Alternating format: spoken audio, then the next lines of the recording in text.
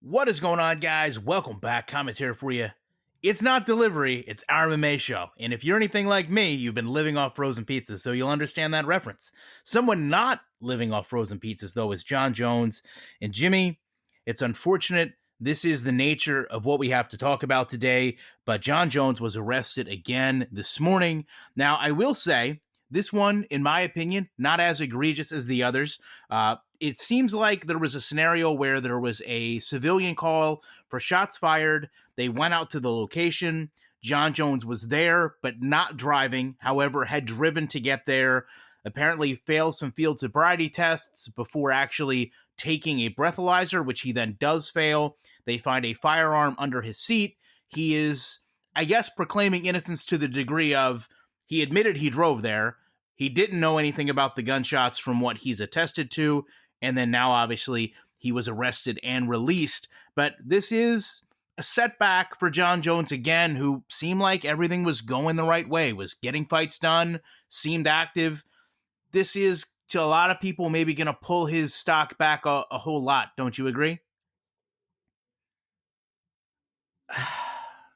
I guess. We didn't learn anything different about Jon Jones. The guy makes bad decisions when he's not in the octagon. Duh. If you don't know that by now, you're not paying attention. Mike Tyson, very, very similar. If you heard any interviews from Teddy Atlas in his early days, they said one of the reasons Mike fought every 2 weeks is when he wasn't fighting, he was out in the streets doing dumb shit. That's Jon Jones. We didn't learn anything today we didn't already know. I disagree with you about how egregious this is because it involves a firearm. They don't know if he shot it off, but they're going to probably give him a nitrate test to the hands to see if he'd been firing a weapon recently. They're going to check out the gun to see if it was recently fired. And if it turns out he did, it's much more serious. Also, according to the article that we're basing this on, which is on MMA Fighting, it says officers noticed that Jones seemed intoxicated and that he admitted to officers he had been driving earlier that night and intended to drive again. Stupid.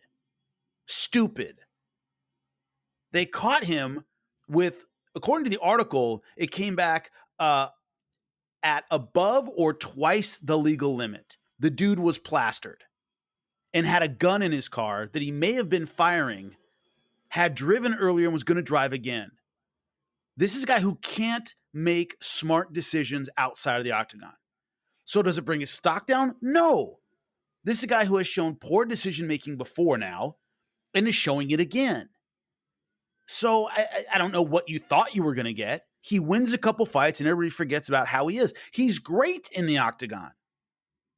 He makes piss poor decisions outside of the octagon because he hasn't faced any real consequences. That's not going to change with this. I guess in my perspective of this, it's how you take Jon Jones, okay? If you are someone that doesn't particularly like Jon Jones as a person or as a fighter, then you are going to naturally let this pull everything down. And while you can look at everything there and say, you know, this is what we thought would happen, this is what our expectations were, to me, you know, listen, setting all things aside, here's the reality. First of all, when the cop came out there, I do like the arresting officer, Brian Rumble Johnson. If that's not his nickname, it is now.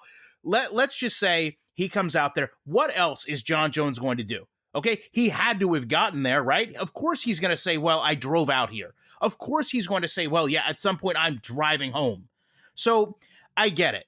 You know, is this a perfect situation? Absolutely not. Is this a situation that Jon Jones should have put himself into? Absolutely not. But Jon Jones could have handled this situation a lot worse, and we've seen it a lot worse in the past. Example, when he fled the scene. So, you know, I get where you're coming from. I really do. And yes, it does seem like anytime this guy is not in a camp or focused on fighting, he makes decisions that you or I wouldn't make in a million years. And to that point, he suffers no consequences that you and I would seemingly have.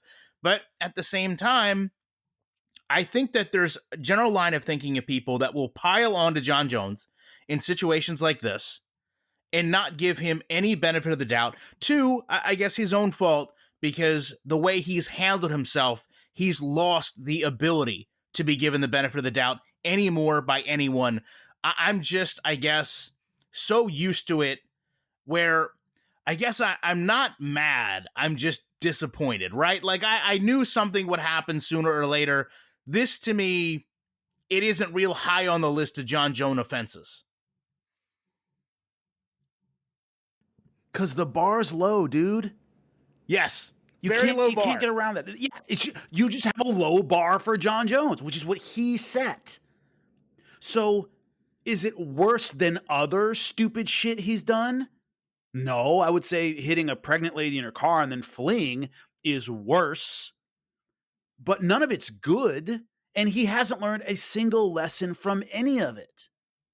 Any of it. That's the disheartening part, okay? Riding around drunk with a gun in your car is stupid. Just stupid all the way around. Both parts of that are stupid. And doing both of it while you're a millionaire, while you're in between fights, while you have priors, I don't get it. I really don't get it. And to me, the idea that this is not as bad considering his other offenses, sure, okay, I'll buy that. That's not saying a whole lot. But there's piling it on, and then there's adding it up. There's simple math. This is just another time this guy has fucked up and embarrassed himself. It's just another instance of him embarrassing himself, of a talented athlete, arguably the greatest of his generation, who can't stop doing knucklehead shit.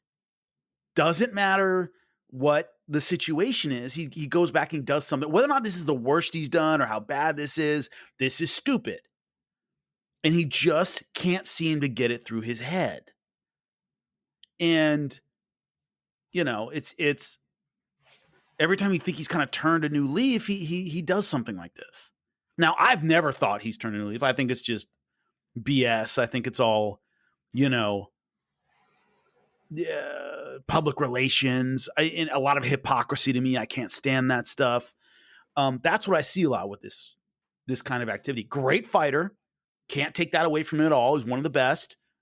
But Jesus, he cannot get outside of, as you said, a camp or a fight without making really poor decisions. And if the numbers don't catch up with him, meaning they finally throw him in jail for a bit just because he keeps doing this, you know, enough minor infractions that a judge goes, bam, a year in prison. Okay. He's going to do something really dumb. If, and I'm not saying he did because we don't know yet, if he was firing off a gun for fun while drunk, one of these days something bad's going to happen. He's going to kill somebody. He's going to hurt somebody really bad. Then you're looking at a decade, right?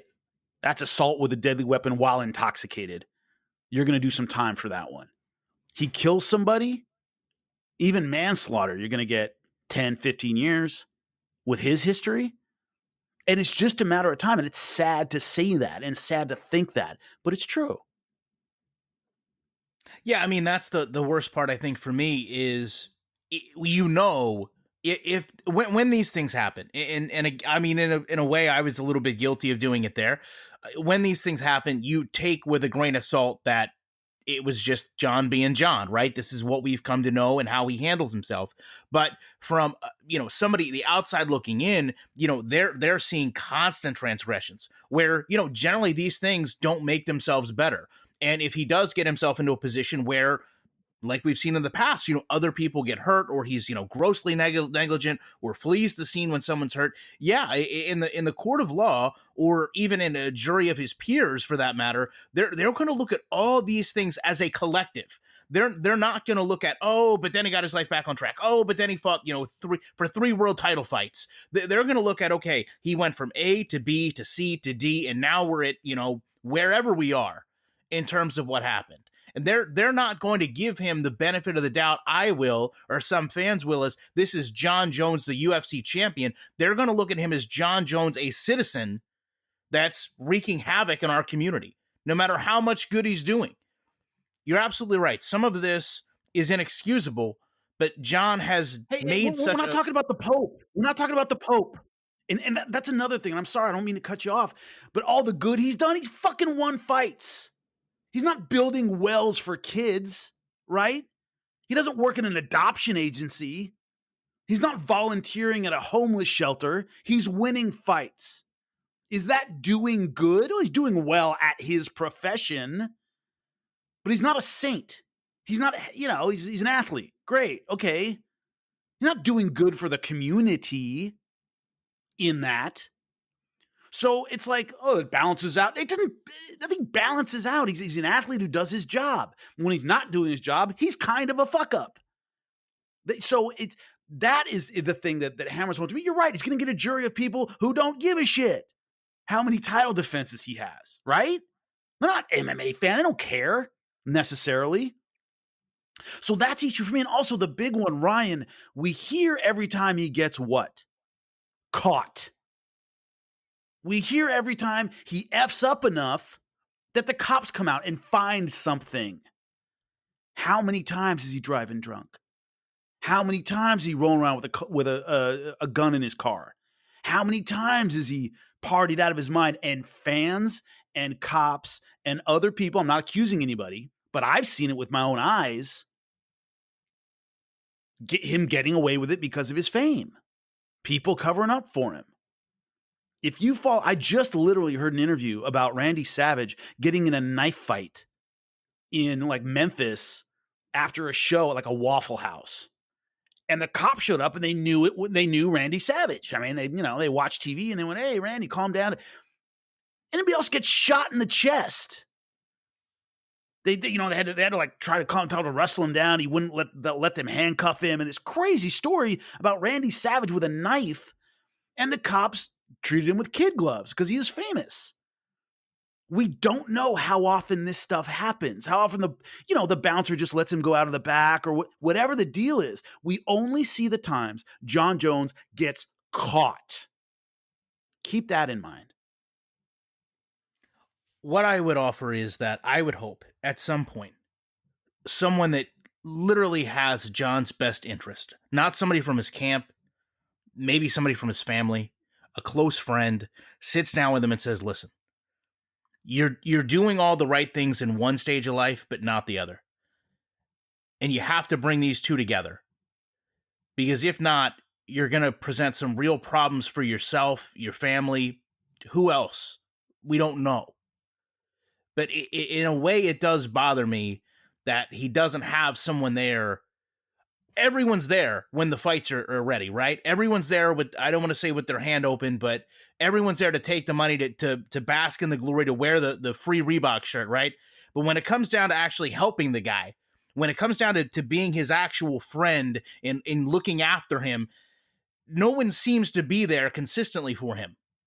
They seem to be willing to just let him fail. But I guarantee you, in 3 or 4 months, when there's another $1 million check to be handed out, there's going to be a whole line of people asking to sit front row and sit there and watch him fight. And it's not the fans. It's people in his group.